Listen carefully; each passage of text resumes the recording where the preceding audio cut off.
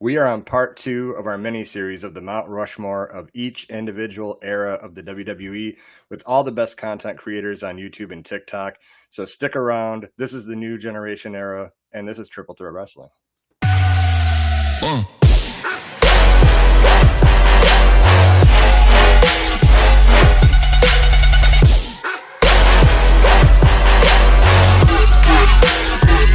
Welcome back to the Triple Threat Wrestling Podcast. If you are new to the channel, be sure to subscribe. We drop daily wrestling content. To my right, depending if you're a mirrored screen or not, is Wrestling Brother from TikTok. Really good content. I had to reach out to him and get him on the show for sure. As usual, MVP's in the bottom. So first of all, Wrestling Brother, how you doing? Doing good, man. How are you guys? I'm jealous because you see our background, so you got like the prime setup for a podcast behind you. So I'm like a little jealous of it, but you're in the ring. I don't want your soul. I want that back. Thanks for not being a rock. Yeah. So, all right, we're gonna get into it. New generation era. This is a hard one because a lot of people didn't like the gimmicks in this era. You know, you got the Doink the Clowns and the Repo Mans, but there were some great spots we got to talk about. So, as customary on the channel, the guests can go first. You can give me your first one of your Mount Rushmore.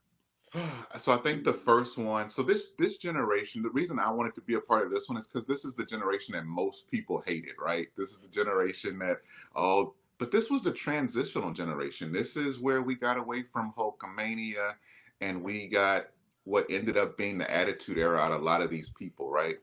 So when you talk about Attitude Era, nobody had more attitude than my favorite wrestler of all time, which is the Heartbreak Kid, Shawn Michaels. There you go. Yeah, HBK is just phenomenal. Like he's probably in the Mount Rushmore of most of these eras. Exactly. Yeah. No, that's awesome. Yeah, that's good. MVP. Who's your first one? Same. The Heartbreak Kid, Shawn Michaels, is on my Mount Rushmore for the new generation era. Now,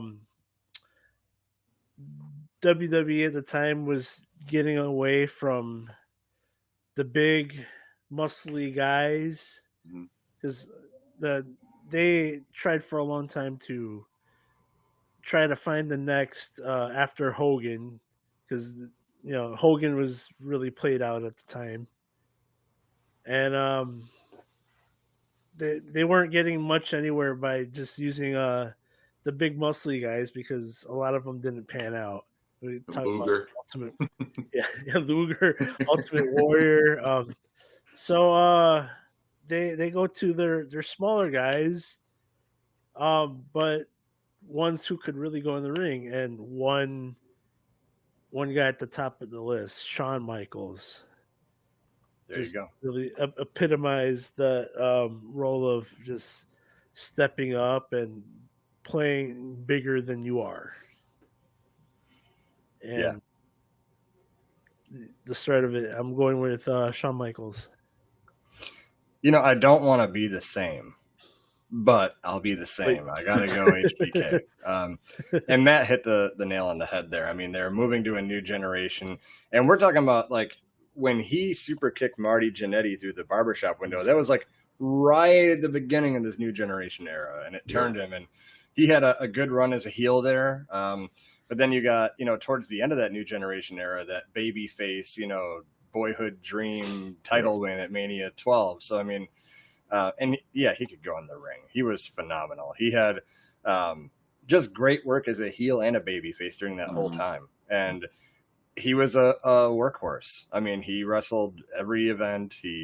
A lot of in your houses, main eventing with the title against big names like Undertaker, Psycho Sid, Diesel. Like he was, Owen Hart too. Like he had great matches with a lot of people. So Shawn Michaels, as you can tell right here, Shawn Michaels is always going to be one of my favorites. So he's number one for me. So going to number 2, who do you got?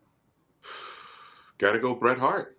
I think, as soon as the steroid scandal hit, they wanted to go with the small guys to Matt's point, right? And nobody was more trusted than somebody in the Hart family, right? and the best Hart wrestler was, I mean, you could go Owen Hart too, but Bret Hart was the total package.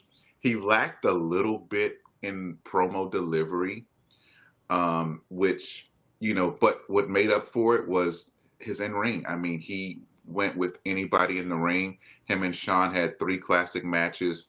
He made Diesel look great. He had great matches with Taker.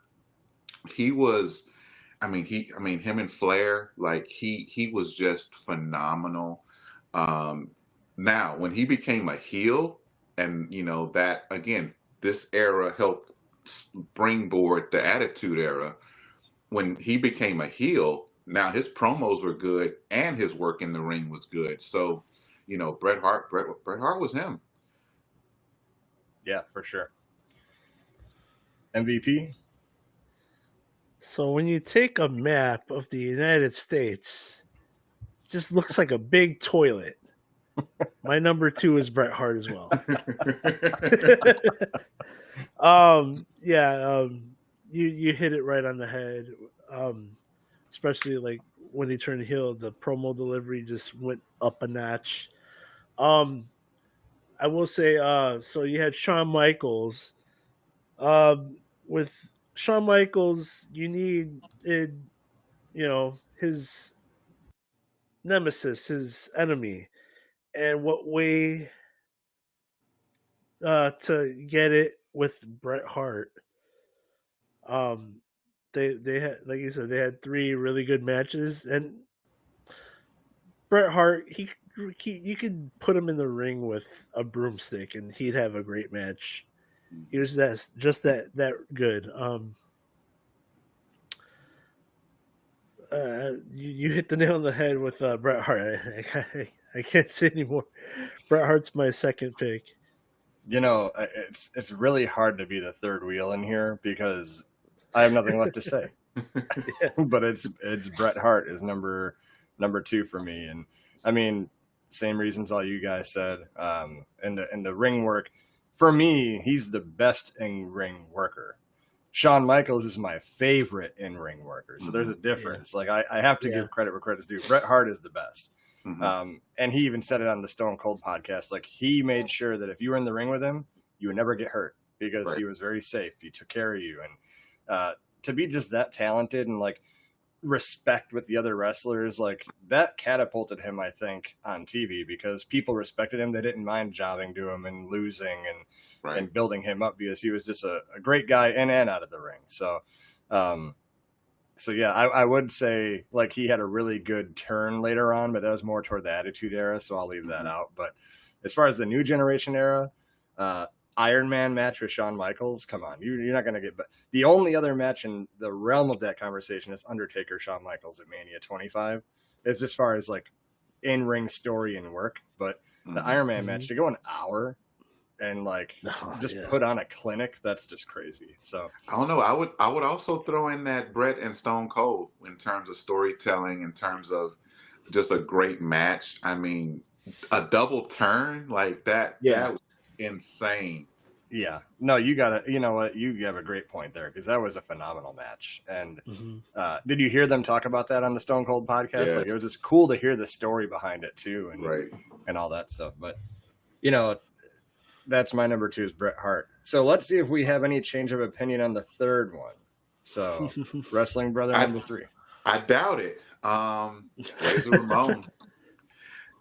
Razor Ramon was so like, I remember watching WWF Superstars and the vignettes for building him up to before he even debuted. He was so good, so believable. I thought this white guy was Cabano. That's how good he was with character work. I did not know he was Caucasian until he was Scott Hall. And I still didn't believe it. I thought WCW made a mistake and was I didn't know. But aside from his, like, he was great on promos, great in the ring.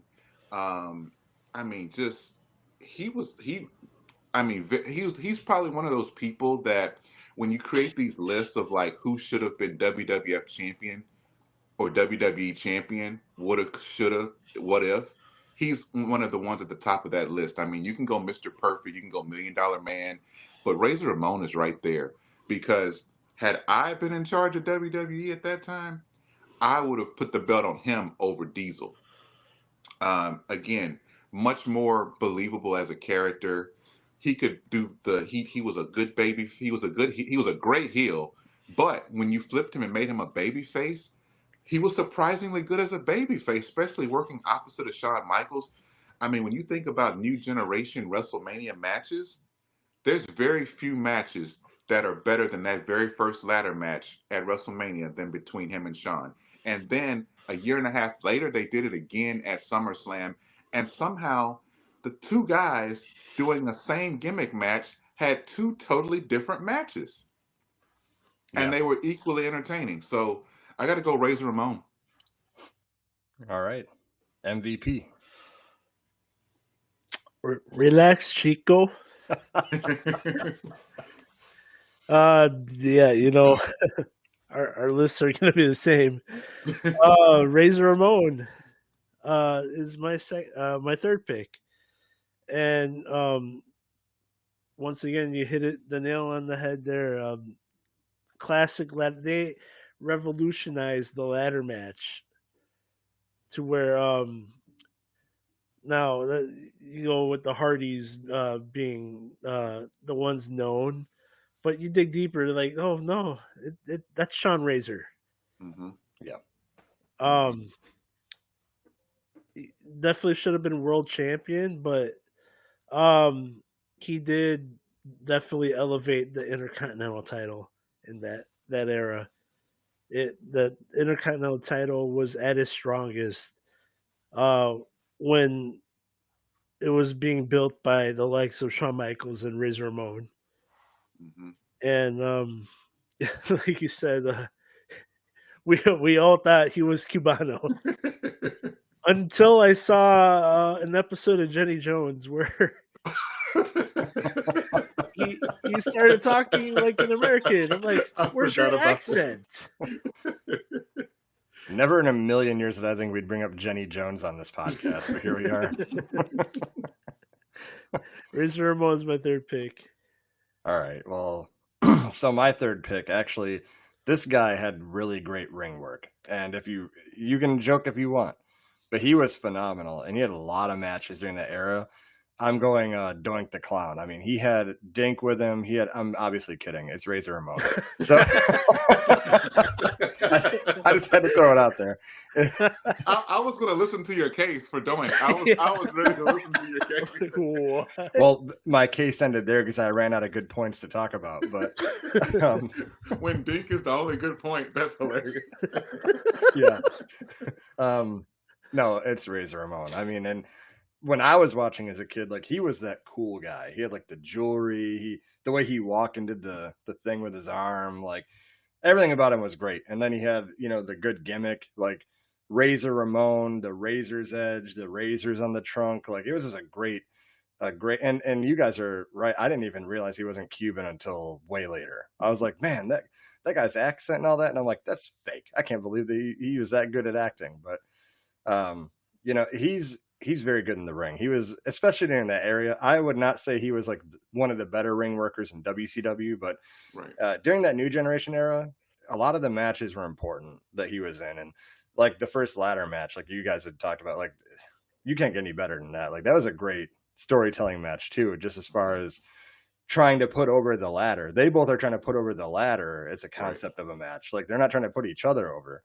So that's very difficult when you got to put over a gimmick versus each other. But no, Razor Ramon is a hidden treasure in that era for sure. So he's definitely on the Mount Rushmore.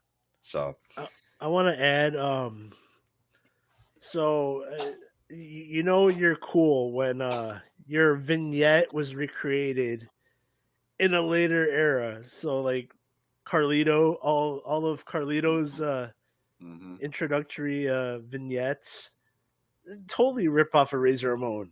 Oh yeah. You're cool when Damian Priest rips off your moves. Sheamus rips off your moves. Like, I mean, these are legit guys that that Razor's Edge, and that Razor's Edge is probably the most protected finisher because finishers are dead. Like finishers are just signature moves now. Oh, yeah. Because you need to hit like 10 Cody cutters to get somebody out, Yeah. right? But Razor's Edges, when you hit that, it's a wrap. Yep.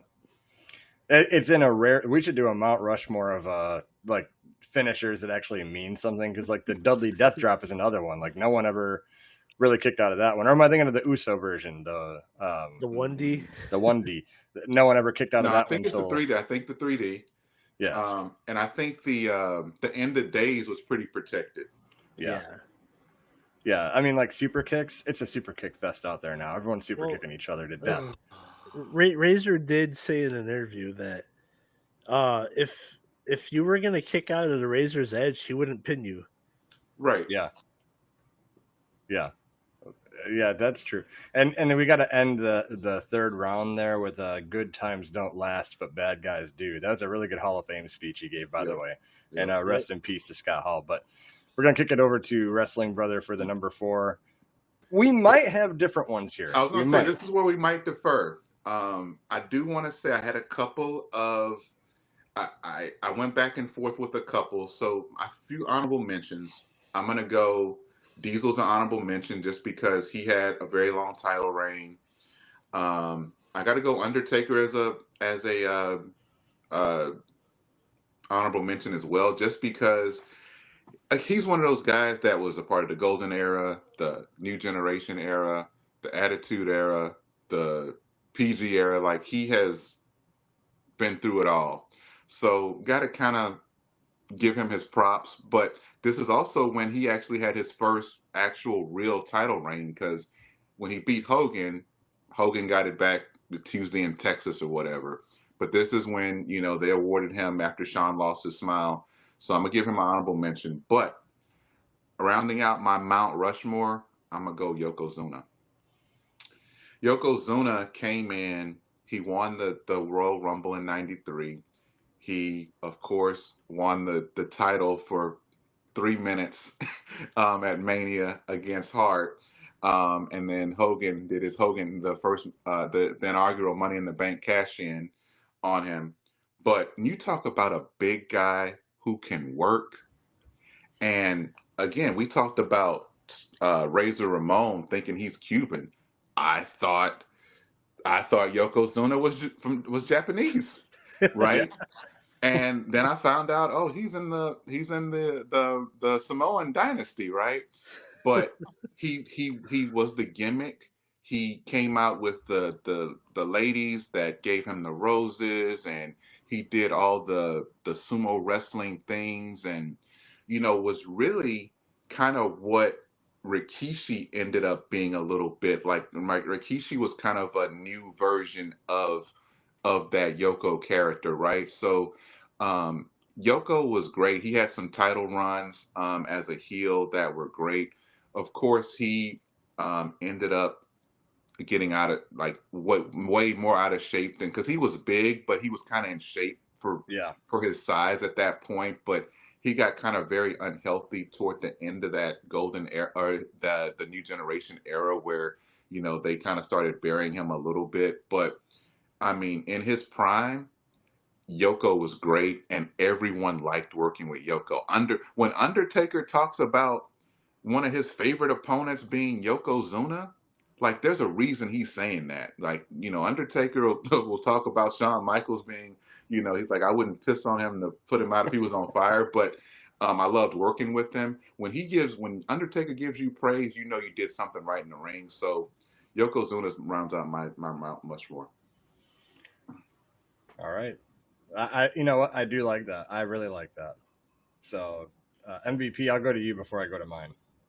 Well, I think a lot of that Undertaker praise could also be because Yoko was part of the BSKs. So I haven't heard him giving Godfather that kind of praise. That's true. Or Savio Vega. So my last would have to be Diesel. So you have Shawn Michaels. What do you do to protect him? You give him a bodyguard, Mhm.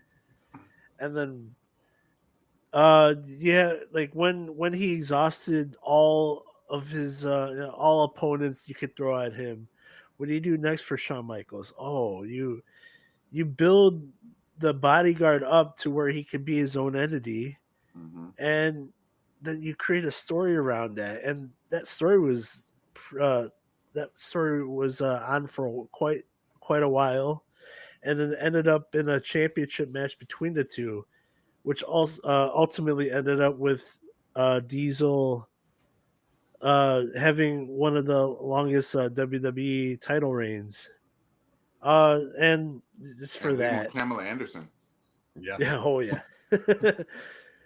Just for that reason, he had to go on my Mount Rushmore for the new generation era. I have a question, if I may. Okay. Does that more or less speak to Shawn's greatness, or does it speak to Diesel that this guy became a star under Shawn Michaels? Because then it kind of became like the Shawn Michaels bodyguard farming system. Because remember, you switched him out, now you bring Psycho Sid in, then Yeah. Psycho Sid's now back in the main event. So was it the Shawn Michaels breeding system, or was it Diesel? Okay. Let me answer your question with another question. What happened after with both guys? Now we're talking new generation, or maybe into the Attitude Era, and Mhm. maybe beyond. Who was still relevant, like beyond? You could So argue both. Like Psycho Sid did they? All right, so they both end up in WCW. yeah. Both But win world titles. Psycho Sid's run ended because of injuries. Okay. Um, I I I personally thought Sid was a better character. Now, to play devil's advocate in Yeah. WCW, Yeah. Kevin Nash was good, but that Diesel babyface character was Roman Reigns 1.0. Like it was, it was bland. It was like we really got this big old guy with these, slower move sets, and we're supposed to cheer for him beating up Shawn Michaels, who's 6 feet tall and Yeah. 230 pounds. Yeah. I will say with Diesel, I think that he was good in WWE New Generation Era. Like, I cannot argue that he wouldn't belong on there, especially with a long title run. But as good as he was in the ring, that character limited him a lot because it's Right. like, it's a trucker. What are you? Like his promos isn't the greatest. When he goes to WCW and he could be more real and be like Right. himself, then he Exactly. catapults because he's Right. like, I have something to bite my teeth into. We're coming from another, organization. We're taking over. We're the outsiders, NWO. There was so much going on, but like Diesel is a character. I love Diesel in that era, but I was like, I don't know what he is though. Like, is he just a badass? Is he a trucker? I don't know. The music insinuates he's a trucker. He does the thing, whatever, but like his promos weren't the best. I don't know what I'm looking at, but I can't say he doesn't belong in there. I mean, he's had a good No, title run and all that. So hey, he was an honorable mention of mine. It lives rent free in my head with The Rock going. uh-huh.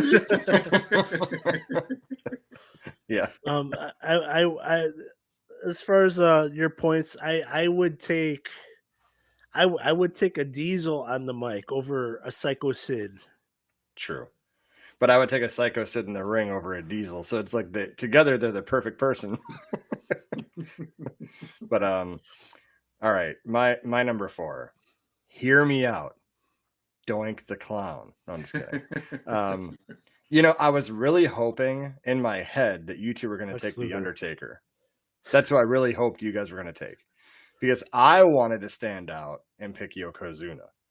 And you took it from me. But it's fine because he was, when you look at that era, he was involved in a lot of the big matches. He had title reigns. He was, against Bret Hart at WrestleMania 9 mixed with Hulk Hogan. WrestleMania 10, he's fighting Bret Hart for the title. Like, he was always relevant in that era. And I was watching his ring work actually a couple of weeks ago. I was watching some old events like In Your House and all that. When he would like get knocked down, like the way he could get up pretty quick for his size, I'm like, dude, like I can't get up that fast, and I weigh like half of that, or less than half of, or more than half of that, less than. But he was very good in that era, and he, like I said, he was involved in a lot of stuff. He had, title reigns. He had the tag team title reign with Owen Hart at one point. He was all over the place. If you were watching an event, you were going to see Yokozuna. So that's who I had. My honorable mentions, you guys already talked about Diesel, obviously Undertaker, but Undertaker didn't become one of my favorites till Attitude Era started and beyond. That's when he started, like, for me, because that new generation was still like a gimmicky dead man. It was like, but then when he had better, stuff later on, that's when he became my favorite. Owen Hart was in a lot of good matches. He's an honorable mention.